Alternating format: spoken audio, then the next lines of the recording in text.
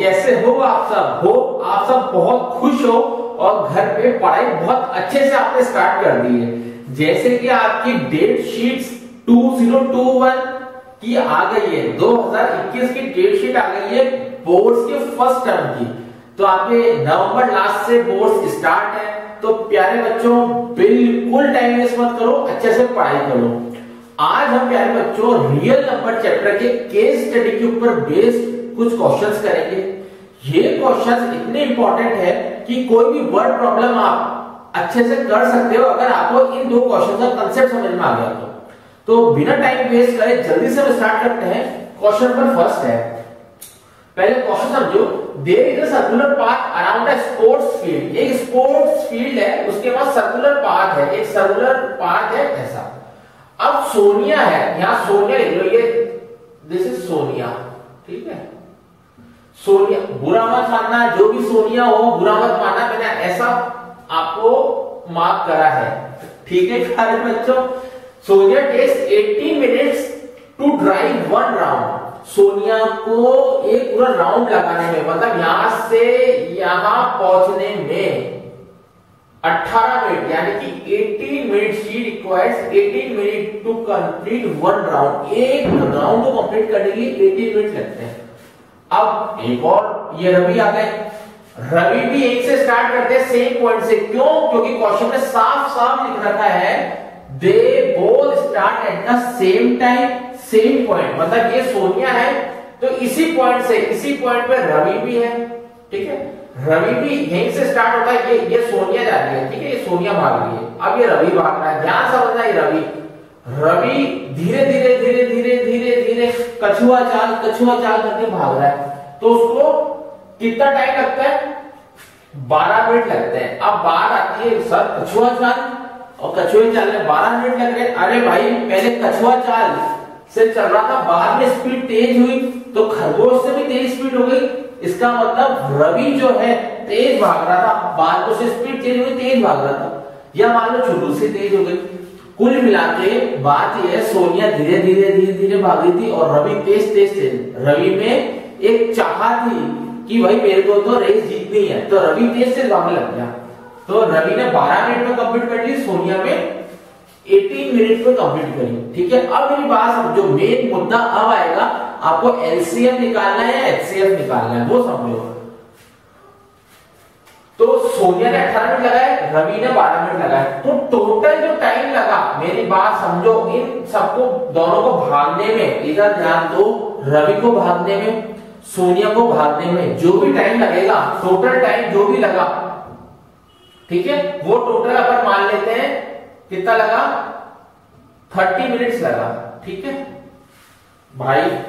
Overall time in दोनों को भागने में समय सबसे, मतलब टोटल टाइम कितना निकला? 30 मिनट्स निकले, क्योंकि 18 मिनट इसको लगे, 12 मिनट इसको लगे, 30 मिनट आ गए।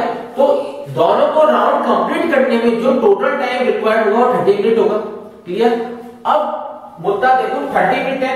अब क्वेश्चन में देखो, क्वेश्चन में 18 मिनट है और 12 मिनट है। तो जब भी क्वेश्चन में, ध्यान समझो, जब भी क्वेश्चन में ऐसा दे रखा हो और आउटपुट ज्यादा आ रहा हो, जब भी क्वेश्चन में ऐसा कुछ हो और उसका आउटपुट या उसका रिजल्ट ज्यादा आ रहा हो as compare to these values, मतलब इन वैल्यू जो क्वेश्चन में वैल्यूज दे रखी है, अगर उनसे आउटपुट रिजल्ट ज्यादा आ रहा हो, ठीक है, इन दोनों को कंपेयर करो, इसको इससे कंपेयर करो, ज्यादा आ रहा है आउटपुट। जब आउटपुट ज्यादा आ रहा हो तो हमेशा एलसीएम निकालते हैं। क्या निकालते हैं? एलसीएम निकालते हैं। वापस समझ लो, जब भी क्वेश्चन में ये और ये ऐसे नंबर दे रखे हो और आउटपुट या रिजल्ट जो आ रहा हो, टोटल जो आ रहा हो वो ज्यादा आ रहा हो as compare to both numbers, इन दो नंबरों से अगर ज्यादा आ रहा हो, ठीक है, यहाँ 18 आ रहा है उससे ज्यादा आ रहा है, यहाँ 12 आ रहा है उससे भी ज्यादा आ रहा है, जब ऐसा सर्कमस्टेंसेस बन रहे हो या सिचुएशन बन रही हो तो हमेशा एलसीएम निकलेगा। क्यों निकलेगा समझ में आया? और इजी तरीके से समझ सकते हो तो ऐसा समझ लो कि, वापस समझ लो एक बार, कि जो भी ये फैक्टर आएगा फाइनल, वो इससे और इसका भी डिवाइड दोगे तो भी वो फैक्टर बनेगा। कैसे बनेगा वो समझो। ये 18 है, ये 12 है, इन दोनों का टोटल करा 30 आया। तो राउंड कंप्लीट करने में टोटल टाइम कितना लगेगा? 30 मिनट लगे। अब बात आती है कि अब 30 मिनट लग रहे हैं तो एलसीएम निकलेगा या एचसीएफ निकलेगा? तो एलसीएम क्यों निकलेगा यहाँ? क्योंकि ये 18 है, ये 12 है, जो रिजल्ट आ रहा है वो 30 आ रहा है, ठीक है, तो 30 ज्यादा आ रहा है, ठीक है, इन दोनों कंपेयर में 30 ज्यादा आ रहा है। जब आउटपुट ज्यादा आता है तो एलसीएम निकलता है। बिल्कुल इजी तरीके से समझ लो, ठीक है। अब क्या करेंगे? इन दोनों का एलसीएम निकाल लो, मतलब 18 और 12 का एलसीएम निकाल लो। 2 9 से 80, 3 3 3 1, 2 6 जा 2 3 जा 3 और 1। तो यहां लिख देते हैं एलसीएम ऑफ 18 कितना आया? 2 इंटू 3 का स्क्वायर। एलसीएम ऑफ 12 कितना आया? 2 स्क्वायर इंटू 3। अब एलसीएम में क्या करते हैं? हाईएस्ट पावर लेते हैं। इनमें से ये कॉमन आ रहा है, हाईएस्ट पावर क्या है? 3 स्क्वायर। इन दोनों में से 2 आ रहा है, हाईएस्ट पावर क्या है? 2 स्क्वायर। बस ये आंसर हो गया। 3 3 9, 2 2 4, यानी कि 36। तो दोनों कितनी देर बाद मिलेंगे? ये लिखा है ना, कितनी देर बाद मिलेंगे? After 36 minutes. क्लियर? पक्का? तो दोनों मिलेंगे। After how many minutes will they meet again? वापस कितनी देर बाद मिलेंगे? After 36 minutes. मतलब समझ में आया? ये दौड़ा दौड़ा दौड़ा, ये भी दौड़ा दौड़ा दौड़ा, इसको 18 मिनट लग रहे हैं, इसको 12 मिनट लग रहे हैं, और एक टाइम ऐसा आएगा कि दोनों का मिलेंगे 36 मिनट्स में मिलेंगे, ठीक है। अब मेरी बात समझो, तो जब भी आंसर ज्यादा आ रहा है 36, इसका मतलब ये 12 से भी जा रहा है और 18 से भी जा रहा है। जो भी आंसर आएगा ना, जैसे 36 आया तो ये 12 से भी जा रहा है, 18 से भी जा रहा है, मतलब 36 जो नंबर है वो डिविजिबल है इस 12 से भी, इस 18 से भी। या हम ये कह सकते हैं 36 के अगर फैक्टर करोगे तो वो 12 में भी आएंगे और 18 में भी आएंगे। समझ गए? वैसे 12 की टेबल में 36 आता है, 18 की टेबल में 36 आता है। तो जब कंप्लीटली डिविजिबल हो रहा हो तो एलसीएम निकलता है। ऐसे भी समझ सकते हो, जो मैं थोड़ी देर पहले समझा रहा था, या सिंपल तरीका ऐसे समझ लो कि इसको 18 मिनट लगते हैं कंप्लीट होने में, इसको 12 मिनट लगते हैं कंप्लीट होने में। ये मैंने एक रफ आइडिया लगाया, फिर बता रहा हूं, मैंने एक रफ आइडिया लगाया था 18 और 12 का। क्यों रफ था वो भी सुन लो, क्योंकि क्वेश्चन में दे रहा है there is circular path around a sports field, Sonia takes 18 minute 18 minute to drive one round. इसको 18 मिनट लगते हैं, ठीक है, कंप्लीट होने में। रवि को लगते हैं 12 मिनट कंप्लीट होने में, ठीक है।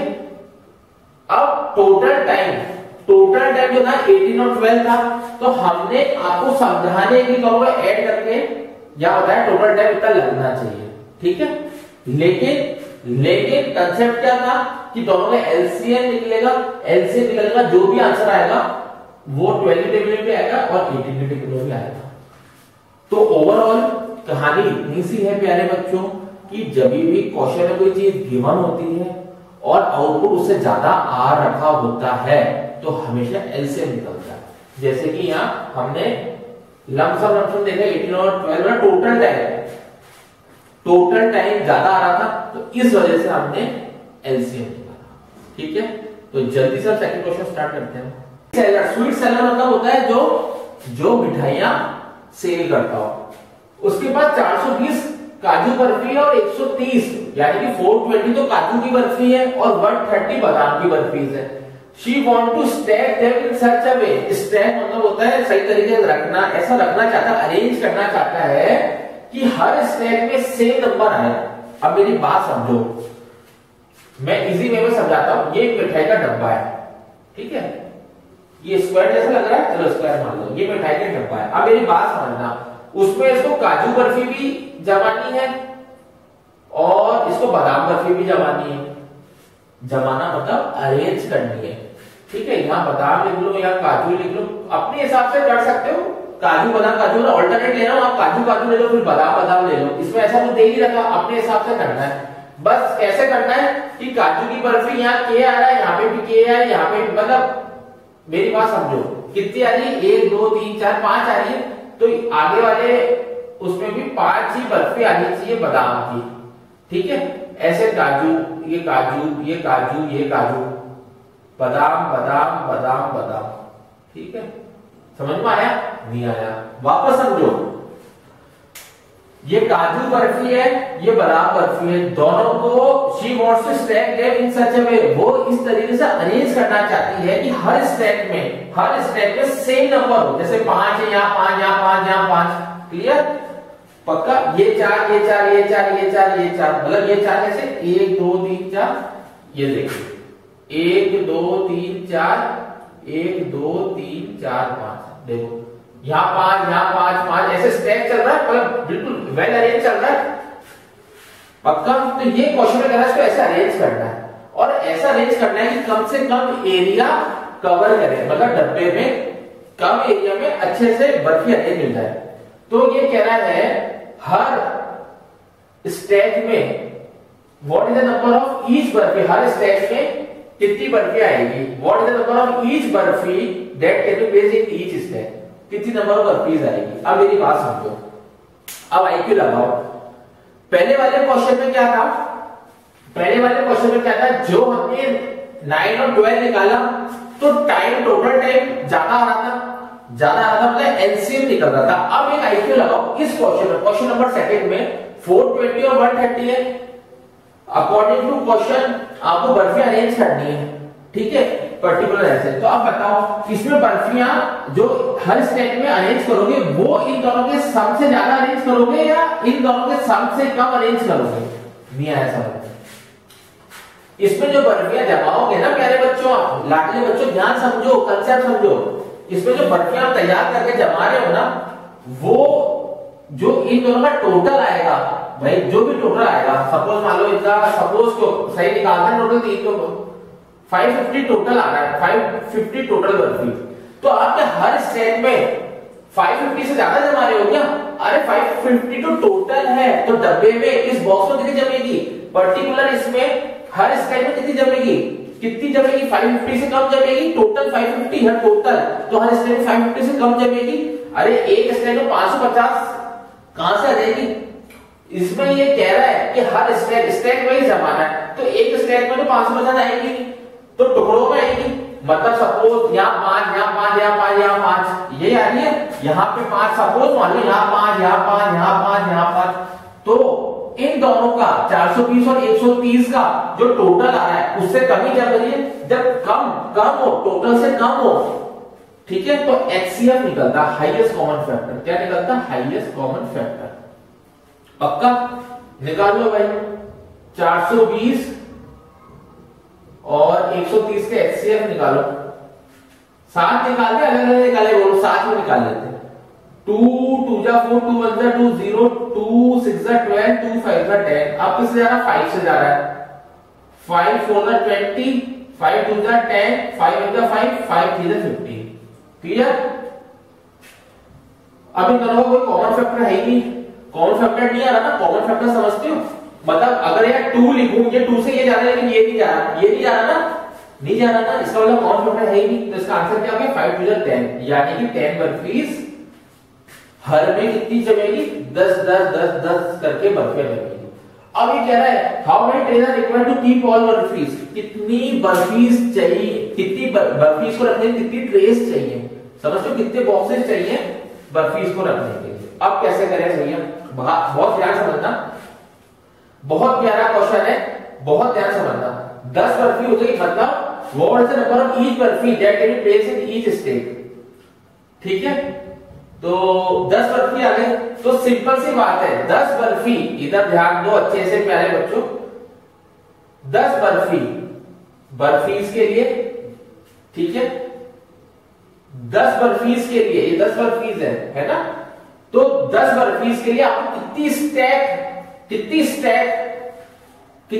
चाहिए, कितनी स्टैक चाहिए, मतलब 10 बर्फीज एक स्टैक में आ रही है, इन ईच स्टैक कितनी आ रही? 10 बर्फी आ रही एक में, या हम कह सकते हैं 10 बर्फीज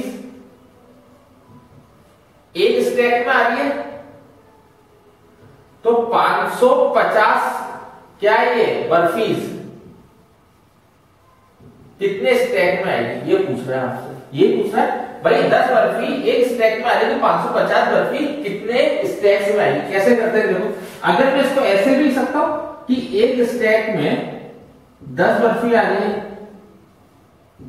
ठीक है पक्का, तो how many stacks are needed, ठीक है, फॉर 550 बर्फी, 550 के लिए कितनी चाहिए, तो क्या करते हो 550 डिवाइड बाय 10, समझ में आया, 550 डिवाइड बाय 10 यानी कि 55, 55 आपको ट्रेस चाहिए, नहीं आया समझ में, पक्का नहीं आया, सिंपल सी बात है, एक स्टैक में 10 बर्फी आ रही है, ठीक है, तो ये कहना है ऐसी कितनी ट्रेस चाहिए, तो क्या करोगे टोटल में से 10 बर्फी में 10 को डिवाइड कर दो भैया, ऐसी ये मान लो आगे तक जा रही है, 550 है, ये 550 है टोटल, अब क्या हर क्या लिखा है in each state each barfi कितनी है 10 आ रही है, 10 एक तरीके की 10 बर्फी आ रही है, ठीक है, तो कितनी चाहिए इसके लिए ट्रेस, तो 550 अपॉन 10, तो आंसर क्या आ गया 55। अच्छा क्वेश्चन है,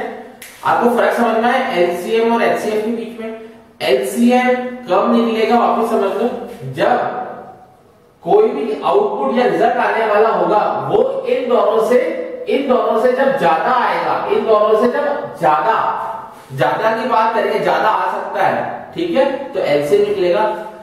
इस क्वेश्चन में जब आउटपुट इतना है टोटल, मतलब रिजल्ट इससे ज्यादा नहीं आएगा, मतलब रिजल्ट से कम आएगा, तब एचसीएफ निकलेगा, ये ध्यान रख लेना पक्का।